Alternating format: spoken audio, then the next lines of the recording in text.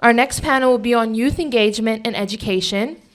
Our panelists are Mahat Hassan, who was born in Somalia and lived in Virginia for 9 years before he moved to Columbus, Ohio. He attended Institute of Islamic and Arabic Sciences in Fairfax, Virginia, and graduated year up in Cambridge College.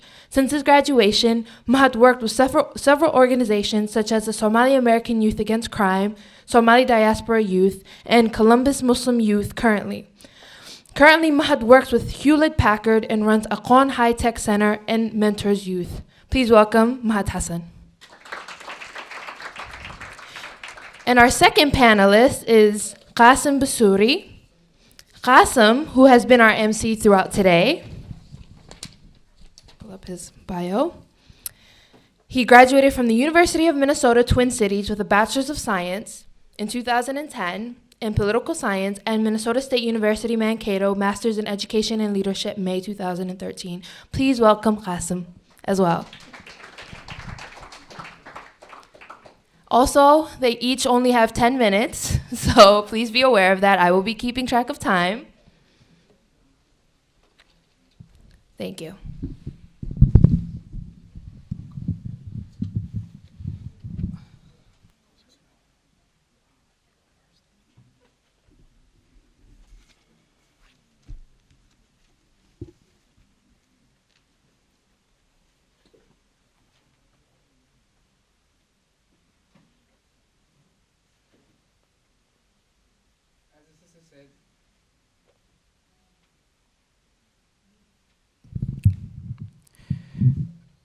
My name is Qasim Basuri, and she just mentioned my degrees, but I work with Minnesota Dawah Institute, Masjid Dawah, which is located in St. Paul, Minnesota, as the education director of the institute and the programs. And today, I'll be talking about ethics in leadership, and especially in education. We can set the foundations of institutions, but if we don't have a solid ground, if we don't have a leadership that is conducting ethically, then we might fall apart again. And we might fall into the situation that we were in before. Prophet Muhammad ﷺ taught us that a good Muslim is a teacher and a student. So this shows you the importance of education in a society. A current figure, Desmond Tutu, said, inclusive, good quality education is foundation for dynamic and equitable society.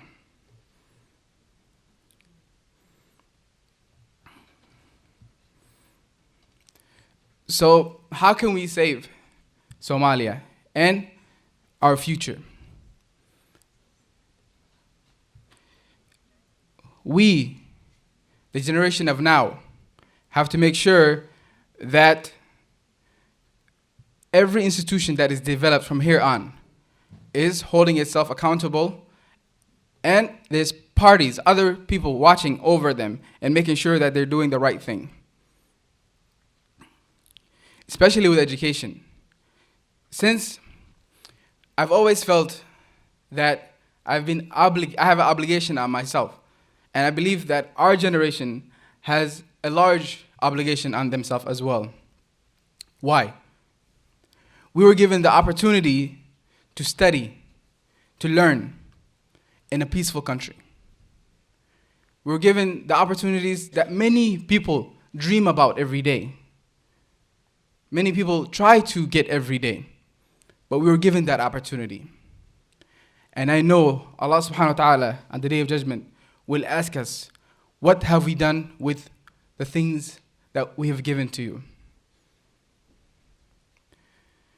So that obligation to my brothers and sisters in Somalia for the last 20 years that went through war, that had to go hardship, poverty, everything, famine, drought, it is our responsibility to help them and to educate them and to make sure that the institutions that are being put in place today are doing the right thing. Ethics. Why is that important? If there's no policies, if there's no nothing controlling what's going to happen, and if there's no set of laws that are written to oversee what's going on, then I think it's fair game for anything. Anything can go, anything can happen, and nobody is going to be held accountable for it. Throughout our leadership classes that we take at Mankato State, they give us bits and pieces of leadership. And this is my favorite part of the Ed Leadership program. And we take a course every semester on ethics. There was a book that we read called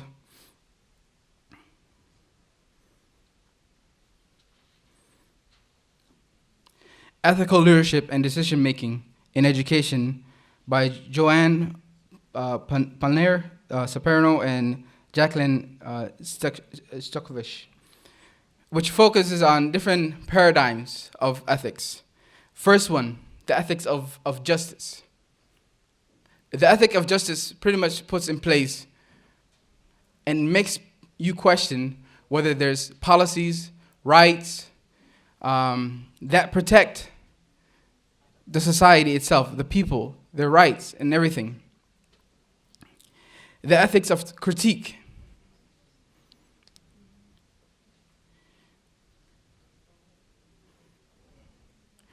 Makes us ask questions to those people put in place. Are they making sure that they're not giving privileges to some and not others? The ethic of care. We all have this. For every mother, she cares whether her child is learning. She cares about what's going on in school. The ethic of care. And we all care to make sure that everybody has their rights. And the ethics of professionalism. This is important. This last one. All four of them are important, but this last one is very important. The ethics of profession puts in place for the leader, the administrator, set of ethical codes that they have to follow, making sure that they don't give privileges to their family, to their friends, to their clan members, making sure they follow the ethics of code. The conduct. Once they follow that, then they're being fair to everyone. There are many schools in Somalia, private, Duxis, what we covered earlier, that some of the brothers mentioned. And in Minnesota, we have all these fundraisers. This person says, I'm going to build a school in my neighborhood, which is fine. I'm going to build a school in this state. I'm going to build a school in this state. And they come together based on a family or a tribe. I've never seen one, except for the last one that was there, when the deputy of Mogadishu, the deputy mayor of Mogadishu came, and he was fundraising for rebuilding the schools, which was covering everybody that was there. So it is important that the leaders, the administrators, hold themselves accountable, and there's a party of people who also make sure that they're following these codes, but we have to lay these codes of ethics down for them. They can't make their own ethical codes. They have personal codes, but these ones have to be institutionally made for them to make sure they're following the right procedures and that everybody is treated fairly. I'll end it there since we're running out of time. And again, this is mostly for, I talked about education, but this goes across board, whether it be social services. Anything that has to do with dealing with people, we have to remember the element of the people. The people as itself is a great resource. If you remember the saying, right? If you give a man a fish, you feed him a day. If you teach him how to fish, you feed him for life. Our brothers and sisters in Somalia don't need us to give them money. They don't need us to give them things. They want us to teach them things that will help them and keep them sustainable for the future and for a longer term than just fixing and putting a patch on something and hoping that it will stay, and then before you know it, then it breaks apart. Jazakallah khairan wa billahi tawfiq. Assalamu alaikum.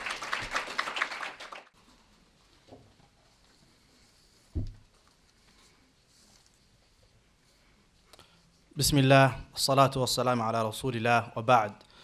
Brothers and sisters, I'll keep it short as well.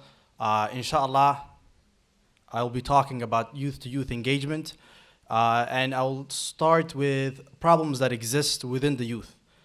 Today we have talked about a lot of subjects, and we even went to Somalia, but there's reality that exists in America that most of us are kind of ignoring, and it is a problem that we're not facing. It is the youth that live in America, the Somali youth that live in America, or you could say in the diaspora. There are a lot of problems. So youth are valuable participants in planning and implementation of programs which affect them. After all, who knows better what youth need than youth? Most of us sitting here know that most of the brothers and sisters who are not doing well, who are involved in drugs, we know that there is a growing population of the Somali youth that use drug and alcohol. This we tend to ignore it, but it exists. Back in the days you had cinema, would projected the use of cigarette as being a cool thing. So everyone was using it. Now the new cool thing is alcohol and drugs. And what replaced cigarettes are shishas, popping everywhere. If you look at most of the Somali youth, where are they today? Where are they at night? There was an older guy. He came to one of the brothers that I know, and he said, "Adar hablihi awe." And the brother, not knowing, a very innocent, nice brother, he said, "Adar hablaha guryahi joogaan. War hadar waxba kama warqabtid. Hablihi meesha shishada wada fadhiyaan buu ku yidhi." So if you go out at night and go to the shisha place, what will you find? You'll find Somali youth, boys and girls. It became the socializing. Also, you'll find that there is a problem that exists. Youth that are growing up too fast. I'm not sure if you guys have done some surveys. Talk to young children at the age of 10, 12, although we don't, in Somalia, we don't consider them to be young, right? At the age of 15, you're expected to have a family. But in here, you'll find that they're involved in activities that, because of the movies, because of the internet, things have turned around. You'll find that there's violence within schools, that most of the Somalis, especially those who live in poor neighborhoods, that are involved. You'll find that there is education disparity. I've been teaching after school program in Columbus, Ohio for about now 2 years. And subhanAllah, if you really look at what's happening, it is something that we cannot imagine. That you'll find 15-year-old, 16 years old, who's in a school, if you ask them write a sentence for me or write a paragraph, they're not able to write anything. They could speak, they could go do things here and there, but when it comes to writing, they're not there. So what is going to happen to this? What do you expect them to become? So there's a lot of problems that exist, and among the biggest one that we found is that beside being involved in after-school program for math and reading, we also teach Saturday and Sunday school, and most of the students that come are youth that grew up here. We start having conversation with them. So we opened the first high-tech Duxi / reading and math program in Columbus, Ohio. At one time, we had about 120 students attending the school, from the age of 17 all the way to 5 to 17, majority of them. And when you have a conversation with them, you find that we have lost our youth. Parents, mashallah, They're making sure that the student go to school or the child goes to school, but they do not know who this child is. We talk to them, and guess what you find out? Ask them, who's Allah? And by the way, the reason why I'm telling you this problem is that I wanted to talk about youth-to-youth engagement, but we have to know what exists before we talk about youth-to-youth engagement and the importance of it. They cannot give you an answer. We ask them, why are you a Muslim? You cannot get an answer. How do you pray? Can I get an answer? We asked, okay, one by one, stand up, show us how to pray. If you ask them, who is Allah? You cannot get a proper answer. You ask the 15 years old, we're talking to them one time, and this is what we get. Aren't we the children of Allah? They might be shocked, but this is a norm. Because most of the kids grow up what? Watching the TV. Their source, the internet. So what do you expect? And parents are not having conversation with their children. Alhamdulillah, most of us here, we have something called ilm al-dagit, where in Somalia you live, you are interacting with the community, you have a father who tells you a story, a grandfather who's talking to you, so you learn by interacting with the elders. You learn by interacting with the community. But here we do not have that. The kids are interacting with TV, they're interacting with the internet, they're interacting with friends from school. We had some children that we talked to, and we were talking about the concept of who Allah is, who is God. And we got down to the point where we were talking about Prophet Isa. Is he God or is he not? Some of the Somali Muslims believe that Isa alayhi salam is somehow not human. And I'm sharing this with you because what I want you to do is start a survey. Call the young person, 4 or 5 years old, 10 years old, 15 years old, and ask them the questions that I'm asking you. You'll find that we have a crisis that exists. So, inshallah, to solve this problem, we need mentors. And I'm not talking about the elders. You could go ahead and participate, but the problem here, we found that the people that could solve the problem are the youth. Why? Even if the question becomes hard, you could relate with this youth, and you could go do research and come back to them. An elder person might dismiss them. And some of the things that they say, the only people that could bear patience with them are youth around their age. So inshallah, we need mentors. What are mentors? A mentor is a person who provides support for young people who can benefit from the guidance of that person. And the importance of mentoring. I don't have a lot of time because we want to spend more with the panel, so I'm just going to go quickly over this. The impact that a mentor could have. Mentoring serves as a powerful human force for youth that can change the vision, health, and the economic basis of community. Mentors help enable general changes in individuals and families. Mentors can influence mentees in a positive decision making. Could advise them to get a better skill. Could advise them if they have if they're going through a tough time. And Brother Hassan was talking about radicalization, all of this. Most of the youth, and I like the point that he made with Ibn Abbas talking to the Khawarij, that he was able to convince them.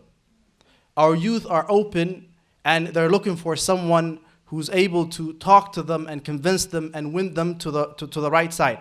If we're not going to do it, someone else will do it. You'll find that some Somalis, right, they will hide. You will not find, if you talk to them, they will not tell you, but they have become atheists. And if you really talk to them, if you talk to them by belief, they're not Muslim. We're not saying that so and so is not a Muslim, but if you talk to them as to who they are, you'll find that this, from outside they look like Somali. You talk to them, you'll find that they're not Somali. You'll find that they're not Muslim. So what do we do at this point? If we're able to give da'wah to a non-Muslim and convince them of Tawheed and bring them to Islam, yes, we can change a Muslim who does not have the proper understanding. We could give them a good understanding. And most of them are open. So instead of judging them, We need mentors who could sit with them, who could understand them, and who could win them. And this is the best favor that we could do for our brothers and sisters. SubhanAllah, what are we going to do? Are we just going to sit by and allow them to be lost? Are we going to lose them to shaitan, and are we going to lose them to the disbelievers? Or are we going to take our time to explain to them who we are, what our religion is, why we're here on earth, and bring them to the right path? And subhanallah, if you look at the Quran, Allah subhanahu wa ta'ala invites us towards this. Allah says, قُلْ هَذِهِ سَبِيلِي أَدْعُو إِلَى اللَّهِ عَلَى بَصِيرَةٍ أَنَا وَمَنِ اتَّبَعَنِي وَسُبْحَانَ اللَّهِ وَمَا أَنَا مِنَ الْمُشْرِكِينَ.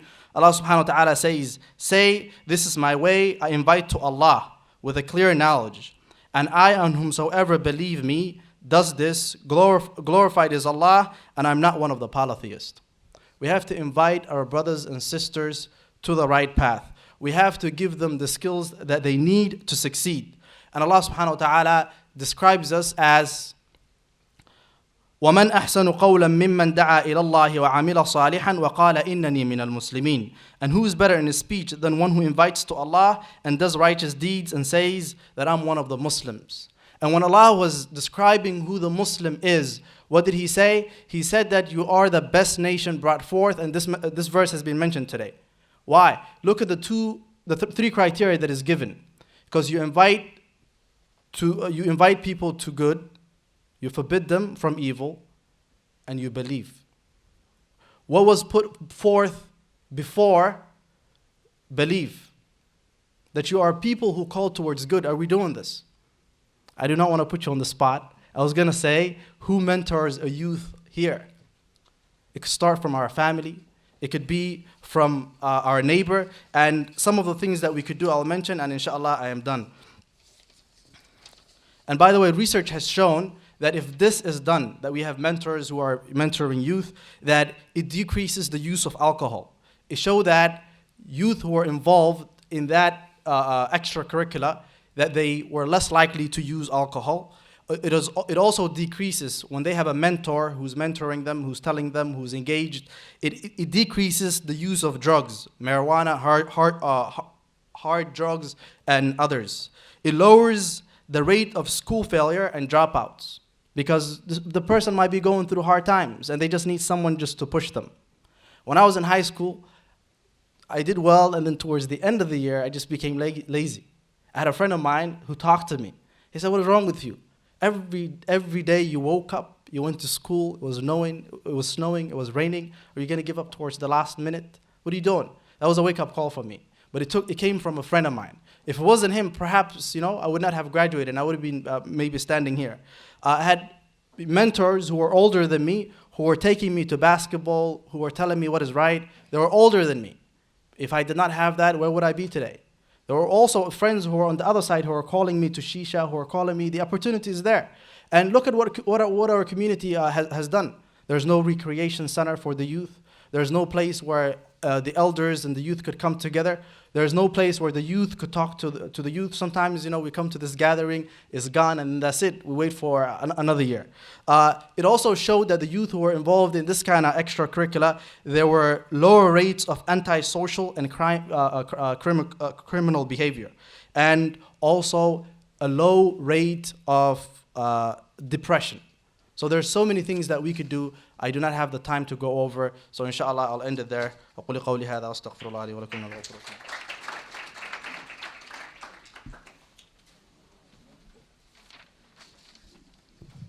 So we have exactly 8 minutes for questions. So if anybody has a question, please keep it short. So we have 2 more segments before 10 p.m. So if there's any questions, please come up and ask them. If not, we'll move forward. Move on? Okay. Thank you so much to our panel.